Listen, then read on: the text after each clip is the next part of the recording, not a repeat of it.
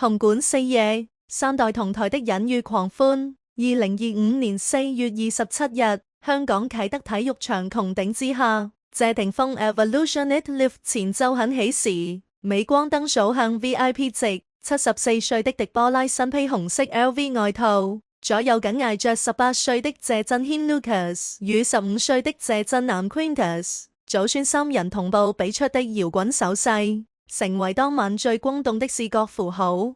這場被港媒稱為謝氏家族世紀同康的盛事背後，暗流洶湧。4場演唱會中，狄波拉場場不落，甚至被拍到在後台為孫子整理衣領的溫情畫面。而同樣現身的王菲，始終獨坐包廂，與謝家核心圈保持微妙距離。當謝霆鋒含淚唱響與王菲的定情曲時，鏡頭記錄下 Lucas 低頭擺弄手機， Quintus 凝視舞台的複雜神情。這場跨越25年的情感糾葛，在家族傳承的聚光燈下被重新解構。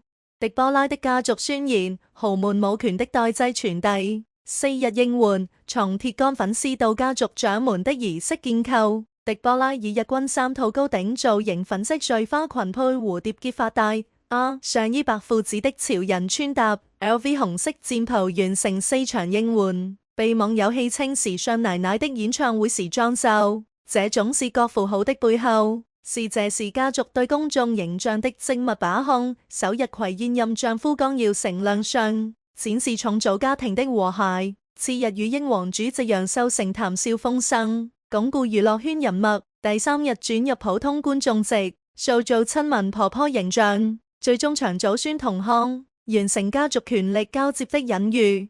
VIP 包廂的沉默博弈，王菲的局外人困境。當狄波拉在觀眾席與何超瓊、李嘉欣等名流寒暄時，王菲所在的包廂始終門扉緊閉。據現場工作人員透露，謝家為2個孫子特別設置獨立休息室，與王菲所在區域呈對角線分佈。這種空間隔離與2014年風飛復合時同宅不同層的居住模式形成鏡像。豪門始終未向天后完全敞開大門。謝霆鋒的情感天平，父職覺醒背後的商業邏輯，從叛逆偶像到責任父親的人設蛻變。後台監控畫面顯示，謝霆鋒彩排間隙帶兒子品嘗深水埗雲吞麵，被粉絲稱為23分鐘父愛奇蹟。這種精心設計的偶遇，與其說是親情流露，不如說是對缺席父親輿論的反擊。事實上，謝霆鋒近年通過12道風味塑造居家形象，投資 AI 科技公司時強調為兒子積累資本，逐步完成從浪子到企業型父親的轉型。定情曲的眼淚經濟學，情感 IP 的二次開發。當有蝴蝶旋律響起時，謝霆鋒特意將寧願用這一生等你發現改為完成時態我們早已互相發現，被解讀為對王菲的隔空喊話。然而，這種情懷營銷的商業價值遠大於情感價值。演唱會周邊產品中，風飛手鏈預售量不足謝家祖孫應援棒的1/10，資本市場早已用真金白銀作出選擇。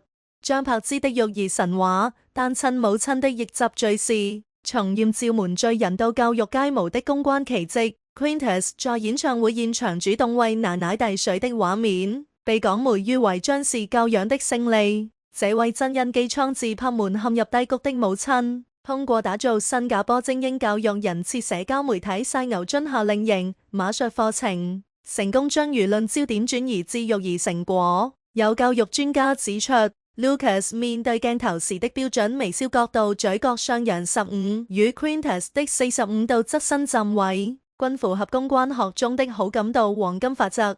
這是繼承者的養成遊戲。Lucas 的 Burberry 交紋外套與 Quintus 的 Givenchy 破洞牛仔褲，不僅是時尚選擇，更是資源分配的隱喻。長子被曝光陪同謝賢出席慈善晚宴，次子頻繁出現在張柏芝的美妝直播中。這種差異化培養策略，既避免兄弟競爭，又為家族多領域佈局埋下伏筆。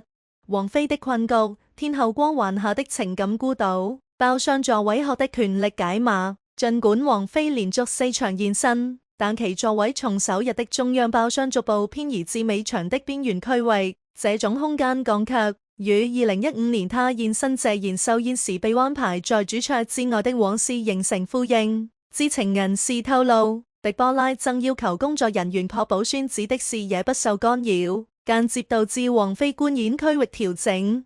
定情曲的區尾時刻，當謝霆鋒哽咽演唱《玉蝴蝶》時，鏡頭捕捉到狄波拉帶着孫子提前離場的背影。這種刻意的時間錯位，被娛樂觀察家解讀為家族對風飛墜時的切割。根據象徵意義的是，謝婷婷在社交媒體發文某些愛情終究敵不過血脈，雖未點名卻獲狄波拉點讚。豪門恩怨的終極答案寫在基因裡的權力密碼。謝霆鋒的凌晨聲明，血緣至上的價值宣言。在演唱會慶功宴上，謝霆鋒那句我的生命因2個仔而完整，被港媒列為年度10大金句。這與其說是父親的真情流露，不如視為對謝氏家族價值觀的確認。從謝賢狄波拉的離婚大戰，到張柏芝的育兒神話，謝家始終將血脈傳承置於情感關係之上。王菲的退場與張柏芝的加冕，當狄波拉牽着孫子走出場館時，他特意將 Lucas 的左手佩戴謝家祖傳玉鐲舉向鏡頭。這個充滿儀式感的動作，與20年前謝霆鋒在張柏芝牛仔褲上簽名的經典畫面形成閉環。豪門用25年時間證明，再璀璨的愛情傳奇，終究敵不過寫在基因裡的權力密碼。